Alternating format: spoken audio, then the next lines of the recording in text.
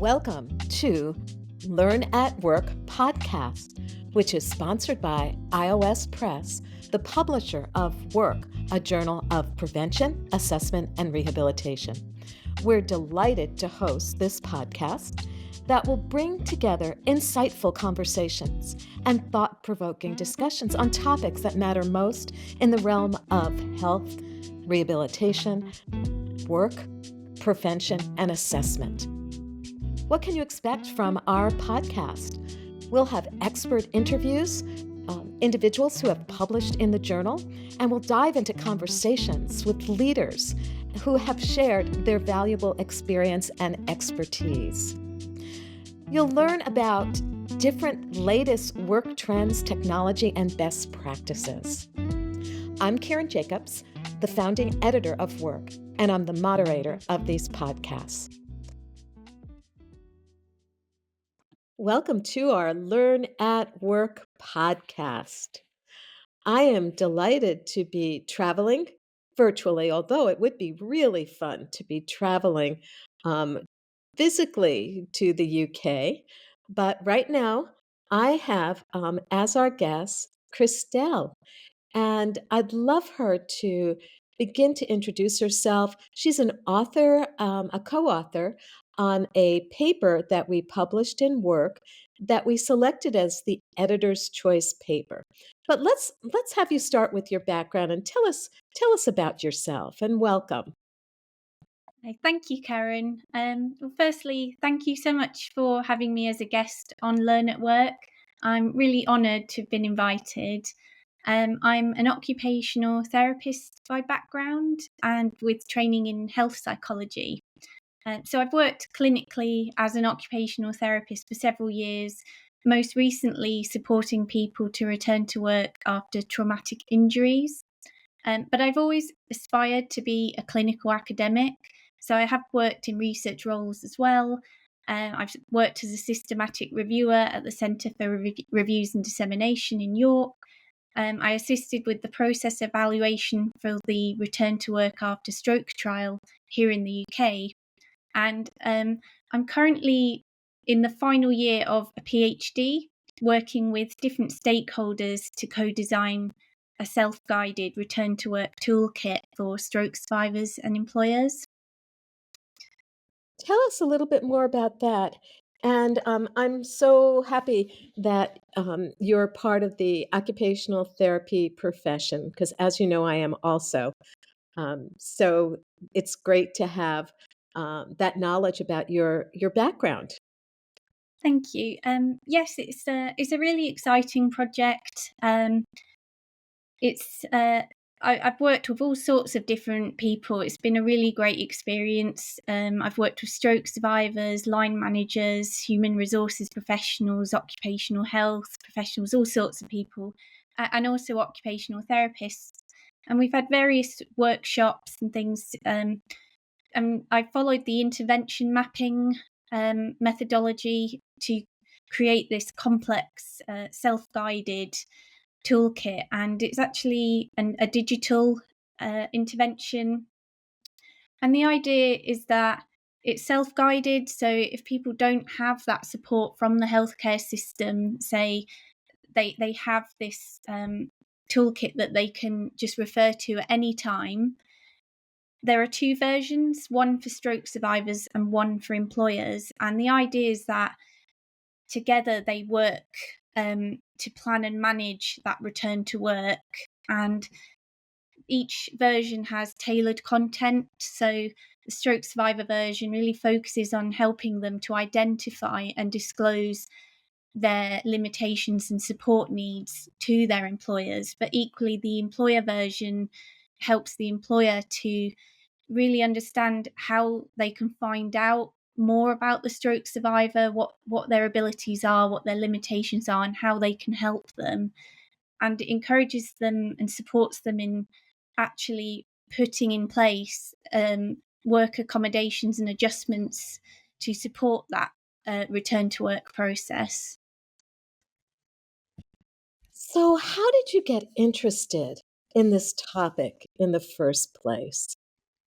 Well, actually, when I was training to be an occupational therapist, my final student placement was in a community neuro rehabilitation team here in the UK, and vocational rehabilitation. So anything that rehabilitation around getting back to work and staying in work, or remaining in work.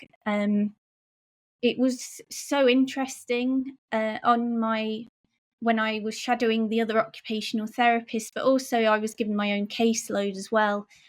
That was what really interested me out of everything, was that focus around work, because it's such an important thing in people's lives. It has so many benefits for health and well-being. Absolutely, and I don't know if you're familiar, but my career started out in the same, um, area of practice, which helped evolve, being the founding editor of Work, and it's hard to believe Work is going to be entering its 35th year of, um, of being a journal, an international interdisciplinary journal. So, sometimes that little seed can grow, and it sounds like that's what happened with you as well. Absolutely. Yeah, it's I think if you just follow your heart of what really interests you in life, you can go really far. Oh, so much. That's such wise words. Let's get to know you a little bit better. What are your meaningful occupations that you love to do? Well, I actually, during this systematic review that's being published in Work Journal, actually during that process, I had a baby, and my daughter is nearly 3 now, and I just love spending time with her. We go out together and go shopping and go to cafes and think, and just spending that time with her, I find it so meaningful and fulfilling, and it's a real joy to see her happy. And I think just spending time with family is so important to me. It gives you that balance outside of work as well, because I think occupational balance is another thing that's really important in life. No, I think that role of mother, as wife, as husband, as, son, and all of those roles that are outside of being a worker is so absolutely important. I see that in my own life. One of the from the editors that I recently authored was about the experience of being a grandmother. My children are all grown, and I'm on to grandchildren, so time goes by so fast. So thoroughly enjoy these years with your daughter. Thank you. Are there places that you have traveled to that perhaps have um, influenced your career or just your philosophy on life? Um, well, that's a really good question, actually. Yes, I've travelled to mostly in Europe. Um, I do have family in the USA, and I did live in the USA for a couple of years as a child. Um, I think it really interests me how different cultures can be, even when you think they're quite similar cultures. Um, and it sort of teaches you that you can't ever make assumptions about different cultures, and everyone has such different experiences in life. And I think that's always interested me so much, and that's why I love research, because you get to really dig deeper into people's experiences of the world and different phenomena. Um, yeah, I would say just really everywhere really that I've been, it's just been really eye opening. But I particularly found moving back from America to the UK, that was a bigger cultural difference than I'd realised it would be. Um, but I How think, sorry. so? How so? Was it for you? Well, at the moment, I was 10 years old. Sorry, at the moment, at that moment, I was 10 years old. And I think where I lived in America, in Oklahoma, everyone was very, very friendly, very kind, and very polite. And it was just, but then when I moved back to the UK, I found it wasn't that people were less friendly, but more perhaps abrupt. And I think it was just a different way of communicating. Yeah, it was a very interesting experience. Yeah, and I think as a child, it's very enriching to live in different cultures and for you to in different countries and experience different cultures. I had that experience as a child too. My family, when I was, oh, let me see, I must have been around 8 or 9 years old, we moved to Bologna, Italy and was there for a while as my dad was going to medical school. We didn't stay that long because my sister became gravely ill and we needed to come back to the US. But that experience really, I think, influenced me to want to learn about other cultures and to want to travel. At that time, believe it or not, we're talking about the 50s. Um, we went by boat from the US to go to Italy. So now with the ease of flying anywhere in the world, just about, it makes it so much simpler to get to learn about different cultures and different countries. Times have changed. Yes, yes, yeah, that's true. We're very lucky nowadays that we have that um, such flexibility and all those options to be able to travel so much now. Absolutely. Yes, and I don't know if you'll be doing this or if you've gone in the past, but the World Federation of Occupational Therapists conference in 2026 will be in Thailand. And that's a great opportunity to gather with occupational therapy practitioners and students from around the globe and exchange ideas too. And the work journal will be there. Oh, fantastic! That sounds like it would be a great experience. I think it's really interesting as well learning about how occupational therapy is actually done in other countries and other cultures as well. It's really interesting, isn't it? It is, and that's something that's been really important for me to understand. And one of the things that I've done in my career, and I started this a while ago, it's over 10 years, is OT Global Day of Service. And every year on October 27th, which is World OT Day, we encourage people to go out and volunteer their time and to let people know what they're doing in the profession of occupational therapy. So that's just another way of sort of spreading the word about occupational therapy, but also about what we're each doing in our lives and our careers. Yeah, that sounds fantastic. I've been involved in similar sorts of activities, particularly when I was training to be an occupational therapist. I think rate increase promoting and making people aware of what occupational therapy is and how it can help people. It is so important for the profession. Oh, I agree as well. So, um, tell us a little bit more. I'm going to go back to your article being published in Work.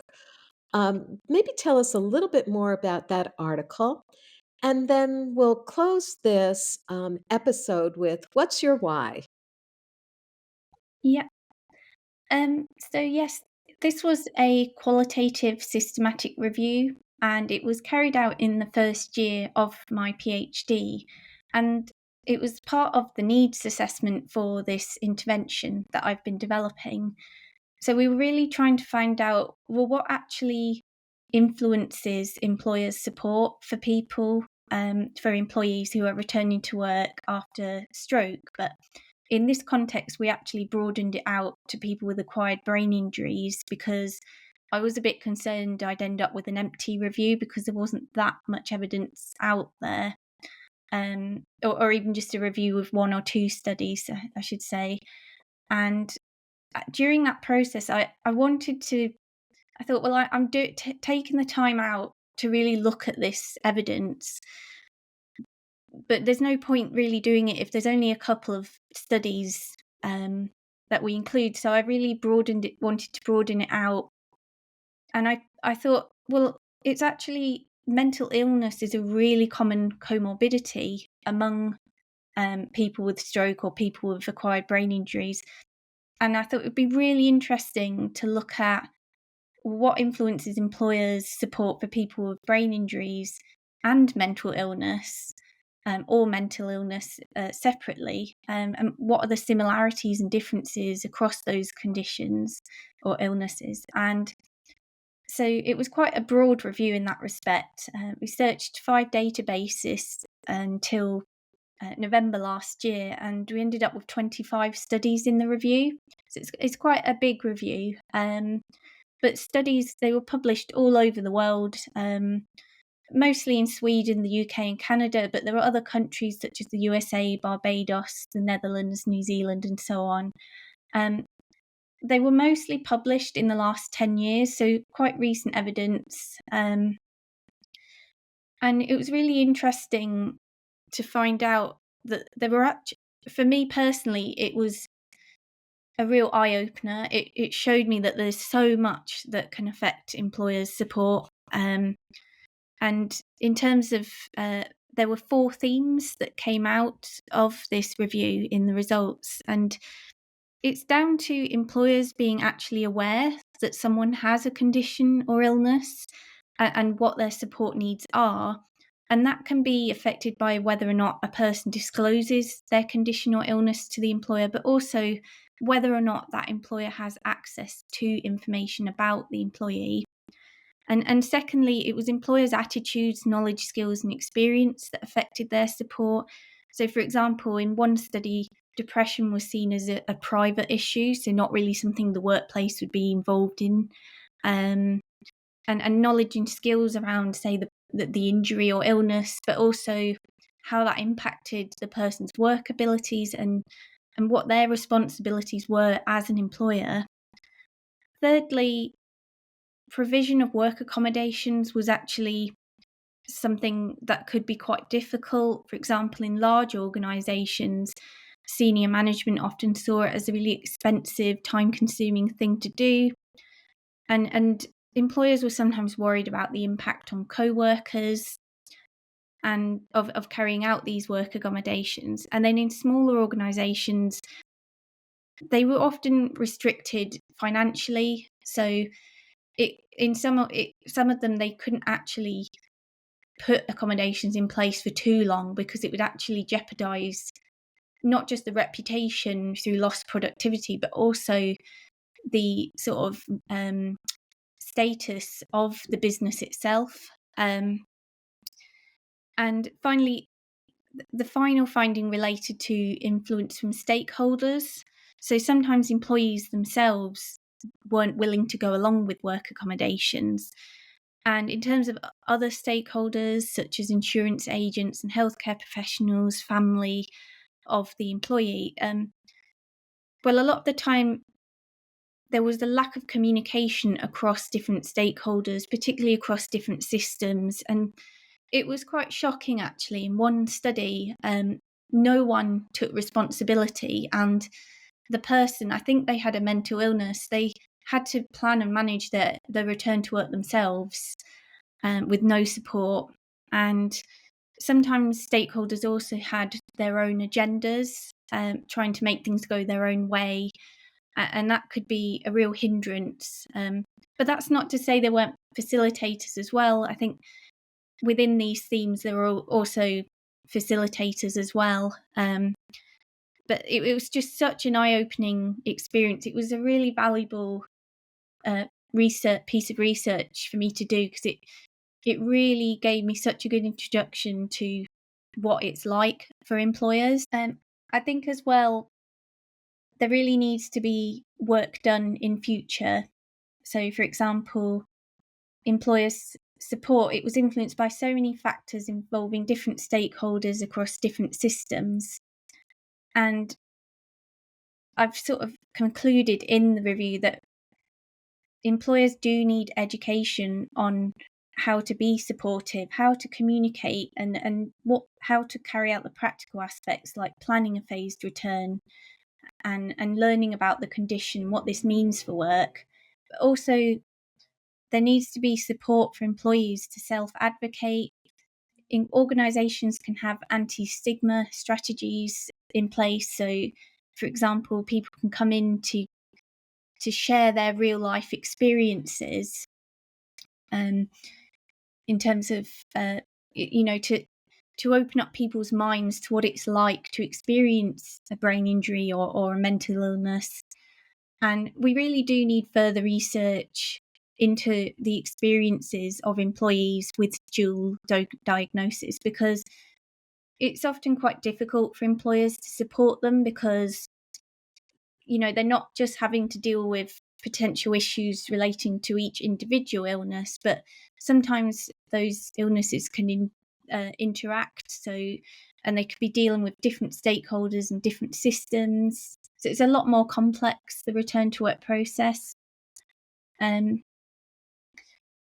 I think finally you wanted to know the why. So what do I get up in the morning for, I think was your question. And I just think I'm so passionate about my career. I love this area of research. I think it's so important, people being happy in their working lives, because work is such a huge part of your life. It's most of your day, most of the week, if you work full time, for example. And I think if you can be supported to have a really good experience with working and do stuff, occupy your time, do that work that's really interesting and that you're passionate about, it really adds a lot of meaning and purpose to your life. And I think having that meaning and purpose in my own career, it really gives me a lot of meaning in life, in addition to my role as a mother as well. I just think having all these interests and having that opportunity to pursue them is invaluable. Thank you for being a guest on this podcast. It was so interesting to learn about your meaningful occupations, particularly what you're doing in work and also as a mother. Everyone, thank you for listening to Learn at Work. We hope you are enjoying this podcast, and please look at our journal, and read the articles. We welcome you submitting your work to our journal too. Thank you.